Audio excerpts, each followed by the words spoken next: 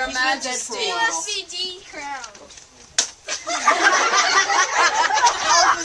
Your Majesties. Your Majesties.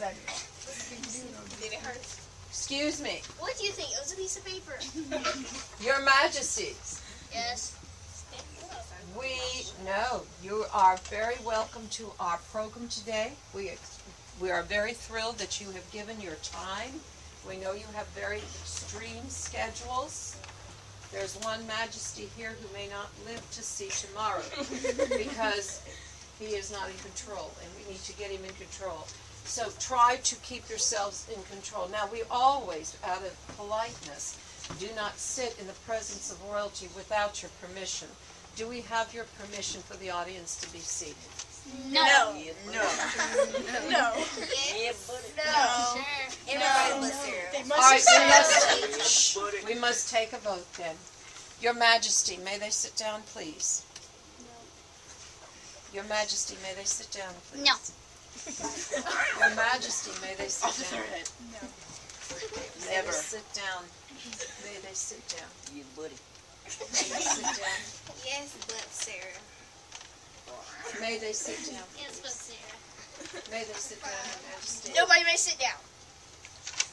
Well, you stand up. All right.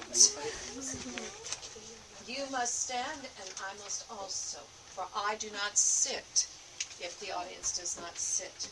So we will stand. If you sit, We off will with your hands. begin with Margaret of Provence. Marguerite of Provence. Stay sitting. Would you tell us a little bit You guys about are your dead. family background, please, Marguerite?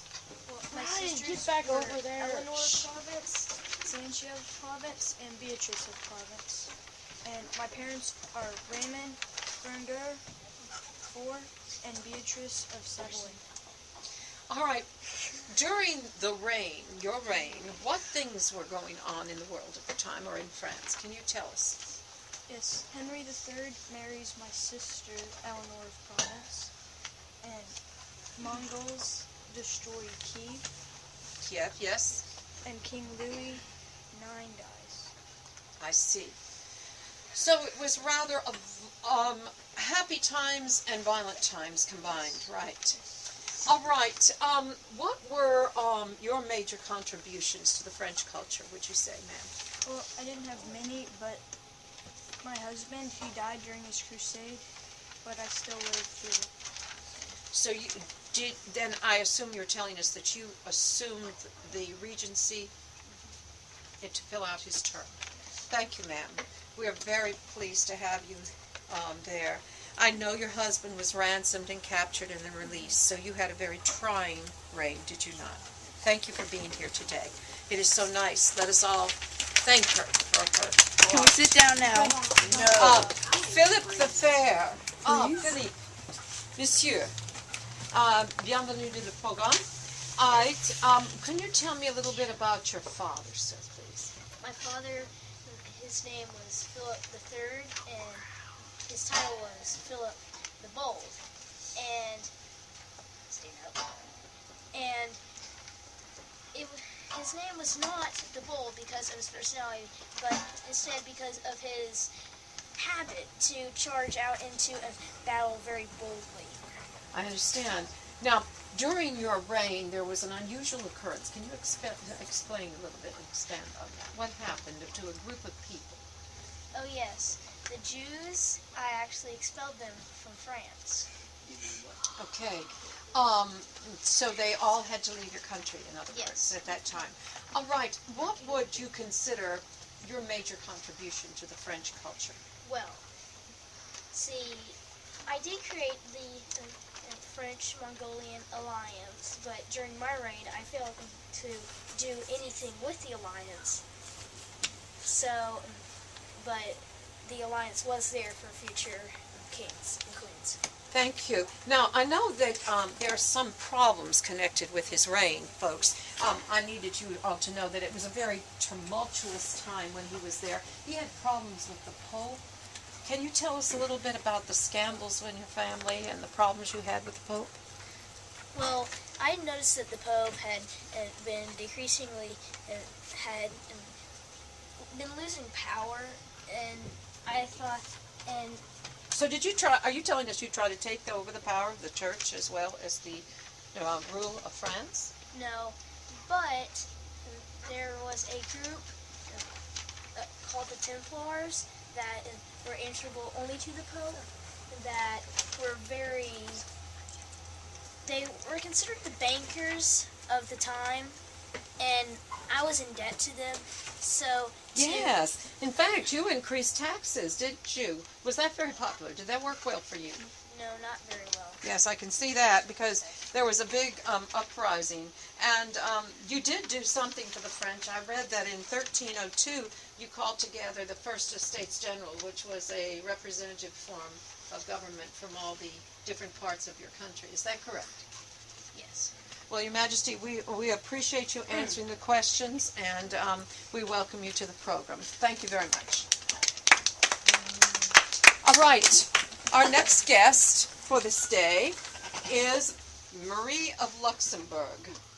Marie of Luxembourg, dear. Can you tell us a little background on your family? My father was Henry VII, the Holy Roman Emperor, and my mother was Margaret of Brabant.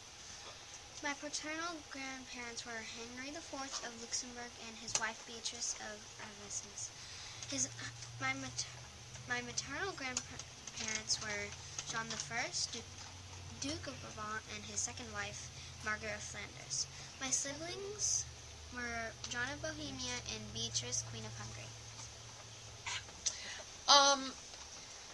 Apparently there's not much said about your reign in the history books. And so therefore, but there was something unusual that happened. I believe there was an accident. Can you elaborate on that? I was in a carriage accident when I was pregnant, and my son was born prematurely. Oh, we're so sorry, Your Majesty, that you had to go through that. Was the boy all right? Yes. Thank you. Thank you very much for coming today. All right. Our next guest, and you were married to Charles IV, were you not? Mm-hmm. Yes, I thought you were. All right, Anne of Brittany. Could you give us a little bit about your background, Anne, so that most of us here could find out who you were? Okay, so I was this symbol of the perfect queen. My father owned a duchy, and I helped him out with the duchy. And I married Charles, Charles the VIII of France. Yes. And I allied myself with Maximilian of Austria, and then I was forced to break up with him in 1491. Aha. Now, I read somewhere in your bio that the Swiss troops did something during your reign. Can you explain what went on there with the Swiss? Defeated the forces under Charles the Bold of Burgundy at the Battle of Nancy. I see. Now, there were some questionable things that went on during your reign, Your Majesty. There was some propaganda about Charles and Louis. What can you tell me what went on? What did they do? Did they stir up trouble for you, Your Majesty? The royal propaganda of Charles, and later on Louis, identified her as the symbol of the perfect queen. Oh, so there wasn't really any problem. They just held you up on a pedestal then. Well, Your Majesty, we're so glad you could make it. I know you have a busy schedule. Thank you very much, dear. All right. Our next guest today, and I do apologize for standing in front of my audience, but it's very hard for me to interview without doing that right now. Margaret of Valois. Margaret of Valois. Welcome to our program. Can you, I think you were the daughter of Catherine de Medici? Mm-hmm. All right. Can you explain a little bit about your upbringing in your childhood? What went on? How you grew up? Your family life, dear? Well, when I was little, my father, he died, so my brother, he came up as king. He was Henry III, is that right? All right, continue. I'm sorry, Tootie. So, after he became king, my mother died. So I was married to my brother, Henry III. And he had locked me in prison for 18 years. Oh my goodness. What it says that you were famous for two very beautiful things, and to hide something like this away must have been a treasure hidden away in a cave. Tell me what you were known for, please, ma'am. Well, I was famous for my beauty and my sense of style. And your sense of style. And I was a very good poet and a writer. So, there was something about your behavior, though. There was a lot of gossip going around the courts. The troubadours were talking. So, can you enlighten us what being so beautiful and stylish, what was going on? There was some scandal, was there not? Yes, people say I had a scandalous behavior.